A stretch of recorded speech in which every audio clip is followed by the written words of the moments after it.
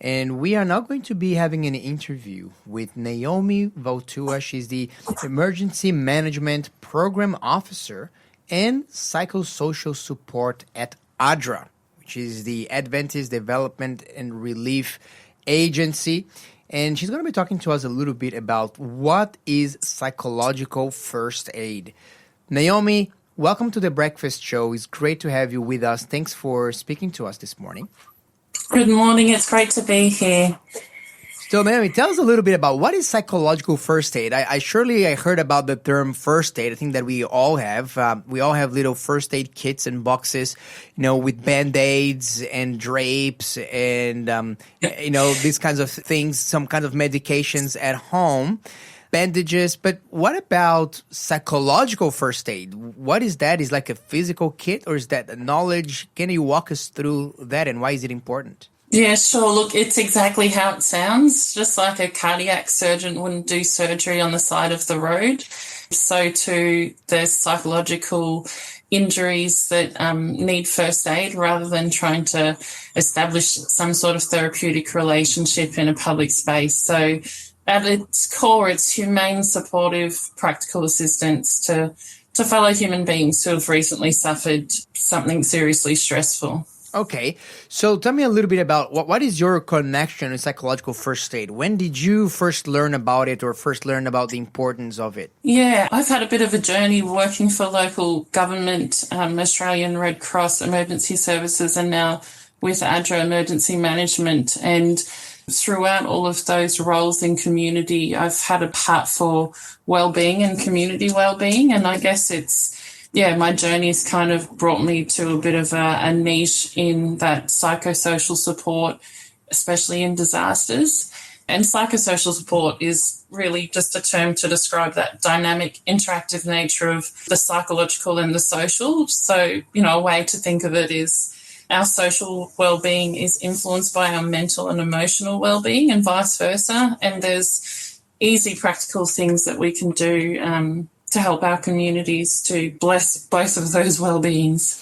All right, so can you walk us through a little bit so if we see someone going through a situation of distress, you mentioned here, perhaps someone that has been affected by a calamity, by a tragedy, by some kind of, maybe floods or they lost their house or how do I identify the need to use these psychological first aid steps and what would be the first thing to do in that situation? Look, there's some basic foundational principles. They're called mass trauma intervention principles and really easy to remember. We want to ensure safety. We want to encourage calm and connectedness. That's with people's own social supports and connection to information and resources. We want to affirm them for the amazing things they're already doing. When people go through something where they felt powerless, like a flood or a fire, it's really important to remind them that they do have agency and power, and it just decreases their vulnerability. And lastly, that fifth principle is hope, instilling hope. Yeah, and the thing that I love about those principles that is just the picture of Jesus. It paints for us safety, calm, connectedness, affirming our agency and instilling hope. Yeah, and on top of those foundational principles, we're just doing some basic actions of preparing ourselves. We're looking and listening and we're linking. And that's linking to further help. Very interesting here. So you mentioned here safety, calmness. How do you tell people to calm down? Because sometimes we have these, like if I tell people to calm down, you kind of expect people saying, hey, don't tell me to calm down. There's nothing to calm down. It's easier for you to say when it's not your house burning down to the ground. So how do we do this in a sensitive way? Exactly. Husbands know that they don't ever tell their wives to calm down. It doesn't work. Yeah. Calming we can do in lots of different ways, and we're all different individuals. We've been created uniquely, and just to be true to yourself when you show up to support people is important. Sometimes talking low and slow can help people to co-regulate. Sometimes our volunteers will breathe visibly slower, and that helps the other person to mirror them. Wow. Bringing them to the here and now with eye contact, physical touch that's consensual, and also just drawing people's attention to their senses, like what are they seeing? Oh, have a feel of this.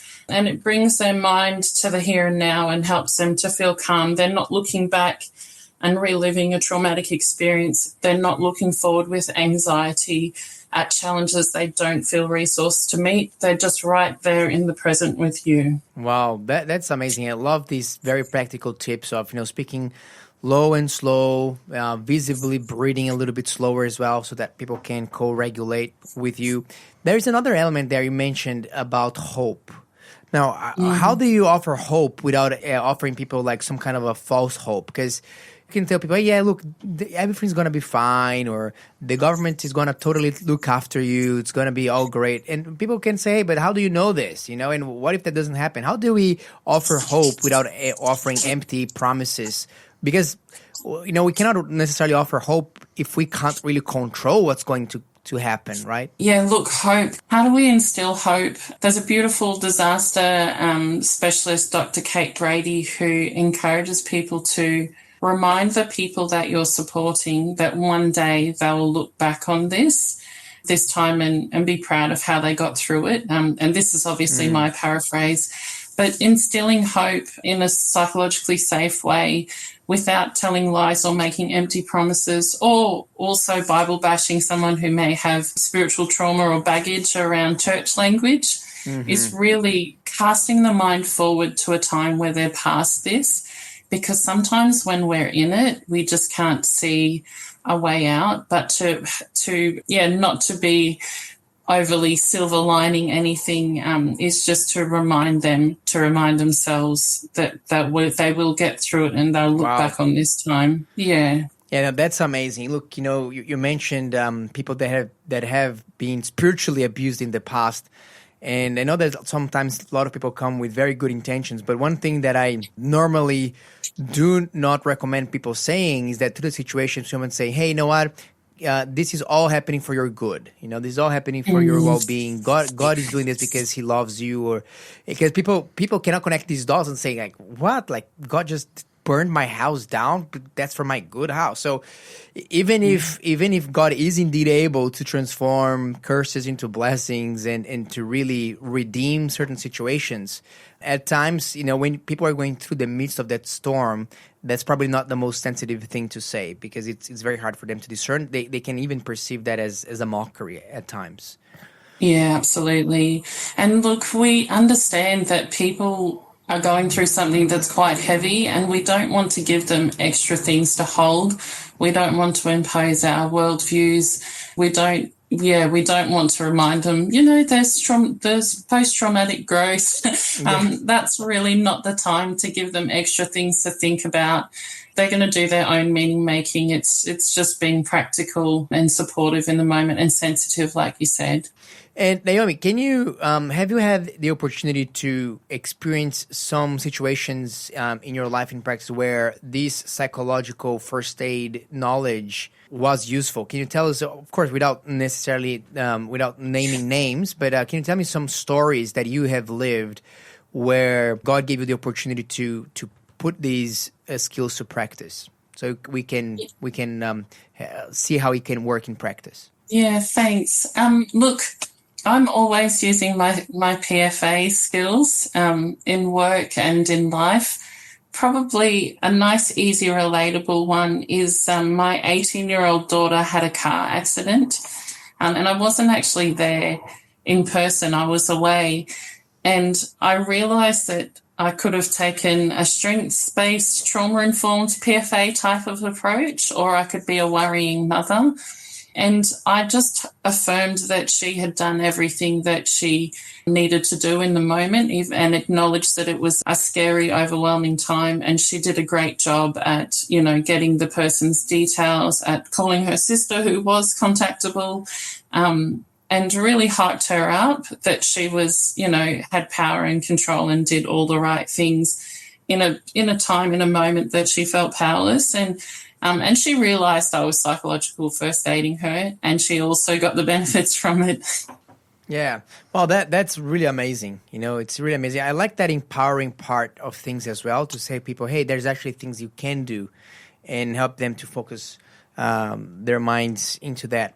So what can we do? How's ADRA helping people in different emergency circumstances lately? What has been some of the latest developments here? Because we have seen there's some floods and some bushfires that recently happened. How is ADRA involved in ministering and helping the community through that? Yeah, thanks for that question.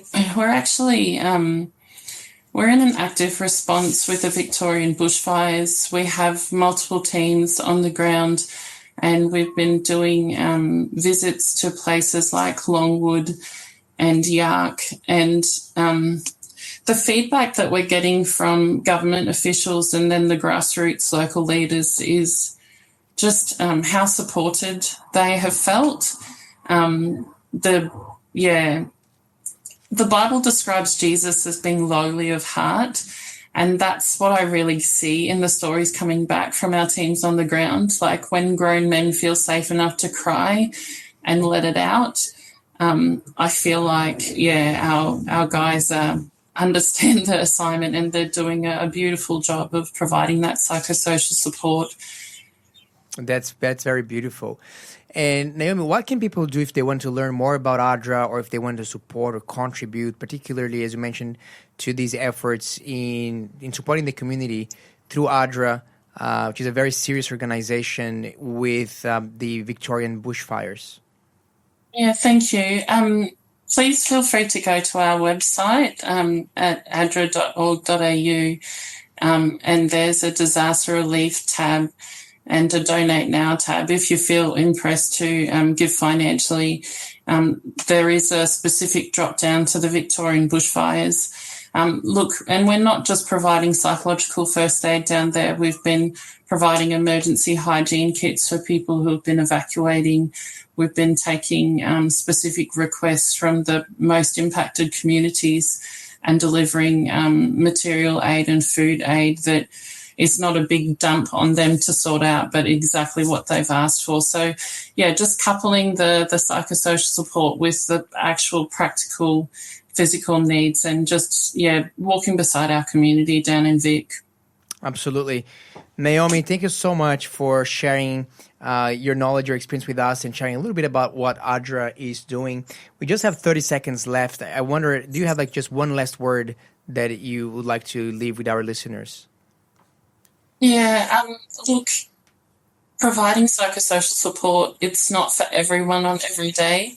It is to people who have good soft people skills and emotional intelligence. You don't need prior training or qualifications.